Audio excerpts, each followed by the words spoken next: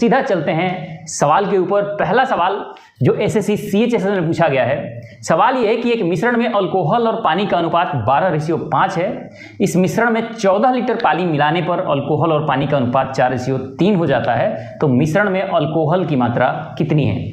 CHSL 2024 में यह सवाल पूछा गया है। अल्कोहल और पानी का मिश्रण दिया है, अल्कोहल और पानी का मिश्रण दिया है। ये रेशियो जो दिया है इनका वो 12:5 दिया हुआ है। आगे सवाल कहता है कि इस मिश्रण में 14 लीटर पानी मिलाने पर अल्कोहल और पानी का अनुपात 4:3 हो जाता है। 4:3 हो जाता है 14 लीटर पानी मिलाने पर। अब एक चीज यहां आपको समझनी है, क्वेश्चन कहता है कि मिश्रण में पानी मिलाया गया है। अरे भाई, जब पानी मिलाया गया है तो ये अल्कोहल की मात्रा सेम कर दो, क्योंकि अल्कोहल की मात्रा में तो कोई बदलाव आया नहीं है। जैसे यहाँ जो दूध था वो 2 kg था, इसमें अगर कुछ चीज नहीं डाला गया तो दूध तो सेम ही रहेगा ना। उसी तरह से यहाँ जो अल्कोहल है वो यदि 12 था तो 12 ही रहेगा, क्योंकि इसमें न तो मिलाया गया है अल्कोहल और न घटाया गया है। पानी का मसला है कि भाई पानी मिलाया गया है, तो सबसे पहले अल्कोहल नहीं मिलाया गया तो अल्कोहल की मात्रा को सेम कर देना है। तो अब इस 12 है, इसको भी 12 बना लेते हैं। तो क्या करना है, इसमें 3 से गुना कर देता हूँ, और यहाँ 3 से गुना किया तो यहाँ भी करना पड़ेगा, क्योंकि रेशियो का नियम है कि दोनों टर्म में गुना करना पड़ता है। अब ये हो गया 12 और ये हो गया 9। अब यहाँ अल्कोहल की मात्रा सेम आ गई। अब यहाँ देखिए, यहाँ क्वेश्चन कहता है कि पहले 5 लीटर पानी था या 5 यूनिट था या 5 पानी था, कुछ भी मान लीजिए, रेशियो में यूनिट का कोई मतलब नहीं बनता। पहले 5 पानी था, अब 9 हो गया, इसका मतलब कि यहाँ 4 बढ़ गया है पानी। लेकिन सवाल कहता है कि पानी 14 लीटर बढ़ा है, इसका मतलब कि इसी 4 की वैल्यू जो है वो क्वेश्चन में 14 लीटर दिया गया है। तो 2 की वैल्यू कितनी हो जाएगी? तो आप कहेंगे सर 2 की वैल्यू हो जाएगी 7 लीटर।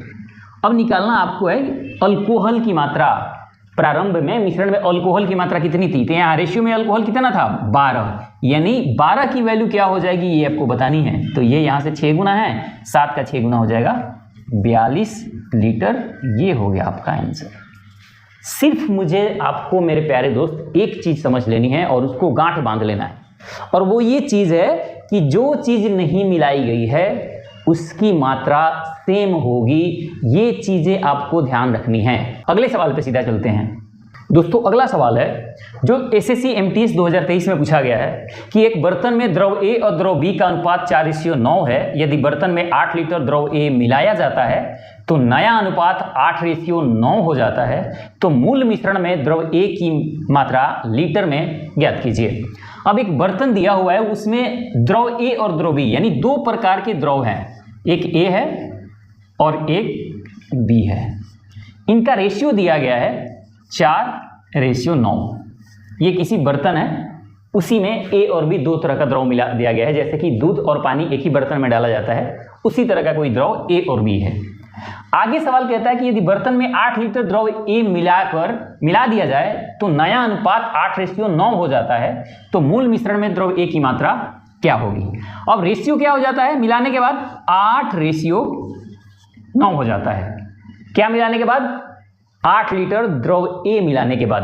तो ध्यान रखना, द्रव A मिलाया गया है तो द्रव B में कोई चेंजिंग नहीं होनी चाहिए। और ये सवाल भी ऐसा है कि ये द्रव B में कोई चेंजिंग है भी नहीं। यहाँ 9 है तो यहाँ भी 9 है, यानी इसको बराबर करने की अब जरूरत नहीं है, जैसे हमने पीछे वाले सवाल में किया है, क्योंकि यहाँ ऑलरेडी B की मात्रा बराबर है। और बराबर क्यों होनी चाहिए, मैं बार बार आपको जोर देके कह रहा हूं, क्योंकि द्रव A मिलाया गया है, द्रव B के साथ कोई छेड़छाड़ नहीं किया गया है। तो अब आप देखिए कि 4 से 8 हो गया द्रव A, यानी ये कितना बढ़ गया यहाँ? तो आप कहोगे सर 4 बढ़ गया है। और सवाल ये कहता है कि 8 लीटर मिलाया गया है द्रव A, यानी इस 4 की वैल्यू, जो रेशियो में 4 की वैल्यू है, वही सवाल में दिया हुआ है 8 लीटर।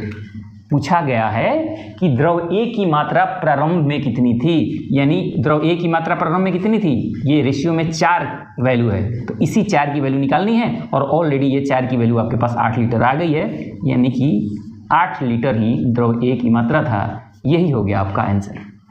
आशा करता हूं कि आप समझ गए होंगे, आपको मजा आ रहा होगा, और धीरे धीरे हम आगे की ओर बढ़ते हैं। एक से बढ़ के एक सवाल करने वाले हैं मेरे दोस्त, आगे बढ़ते हैं।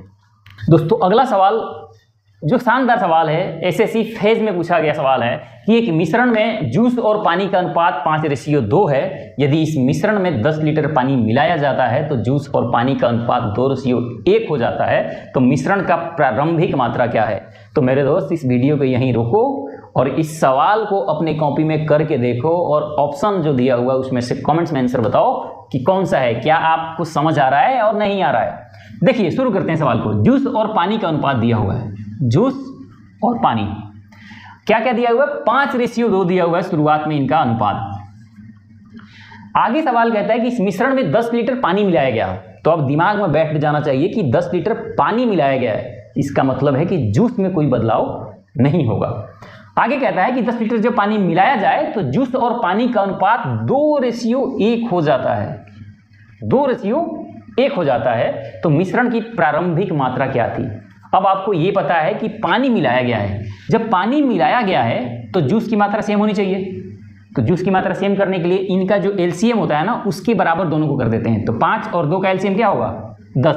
तो दोनों को 10 के बराबर कर देते हैं। तो इसको 10 करने के लिए इसमें 2 से गुना, तो यहाँ भी 2 से गुना करना पड़ेगा। और इसको 10 बनाने के लिए यहाँ 5 से गुना, तो इसमें भी 5 से गुना करना पड़ेगा। यानी ये रेशियो आपके यहाँ 10, यहाँ आ गया 4, यहाँ आ गया 10, यहाँ आ गया 5। इसका मतलब अब जूस बराबर हो गया, क्योंकि जूस में कोई बदलाव नहीं हुआ है, पानी मिलाया गया है। अब ये रेशियो में कितना पानी मिलाया गया है यहाँ हमारा? तो आप कहेंगे सर 4 था 5 हो गया। इसका मतलब कि 1 बढ़ाया गया है, पानी 1 ज़्यादा हो गया, बढ़ गया है। सवाल ये कहता है कि 10 लीटर पानी मिलाया गया है, यानी इस 1 की वैल्यू जो रेशियो में है, सवाल में इसी 1 की वैल्यू दिया हुआ है 10 लीटर। क्वेश्चन ये कहता है कि मिश्रण की प्रारंभिक मात्रा कितनी थी? तो प्रारंभिक मात्रा जो उसकी कितनी थी? 10 ये हो गया और 4 ये हो गया, 14। यानी 14 की वैल्यू क्या होगी ये आपको बता देनी है। तो आप कहेंगे सर 140 लीटर है। इससे आसान सवाल दूसरा तो कोई हो ही नहीं सकता। इस तरह से सवाल को करना है। समझ आ रहा है बात? नहीं आ रहा है मेरे प्यारे दोस्त? बहुत आसान सा सवाल है। सिर्फ एक लाइन है कि जो चीज़ नहीं डाली गई उसको बराबर कर देना है। उसके बाद जो रेशियो में गैप आता है वहीं से क्वेश्चन सॉल्व हो जाता है।